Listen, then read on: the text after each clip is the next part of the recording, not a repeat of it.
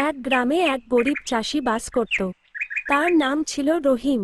রহিমের মাত্র এক টুকরো জমি ছিল। সে দিনরাত সেখানে কঠোর পরিশ্রম করত। একদিন জমিতে লাঙ্গল দেওয়ার সময় রহিমের লাঙ্গলটি শক্ত একটি জিনিসের সাথে ধাক্কা খায়। রহিম মাটি খুঁড়ে দেখল, সেখানে একটা বড় তামার হাঁড়ি পোঁতা আছে। সে হাঁড়িটি বাড়ি নিয়ে এলো। পরদিন সকালে রহিম তার কুড়ালটি ভুল করে ওই হাঁড়ির ভেতর ফেলে দিল। অলৌকিক উপায়ে হাঁড়ি থেকে একটা কুড়ালের বদলে 100টা কুড়াল বেরিয়ে এলো। রহিম বুঝতে পারল এটি একটি জাদুর হাঁড়ি। সে হাঁড়িতে যাই রাখত তা 100 গুণ হয়ে যেত। রহিম অল্প দিনেই ধনী হয়ে গেল। কিন্তু সে অহংকারী হল না। সে গরিব প্রতিবেশীদের সাহায্য করতে লাগল। এই খবর চলে গেল লোভী রাজার কানে। রাজা জোর করে চাষির কাছ থেকে জাদুর হাঁড়িটি কেড়ে নিলেন। রাজা দেখতে চাইলেন হাঁড়ির ভেতর কি আছে।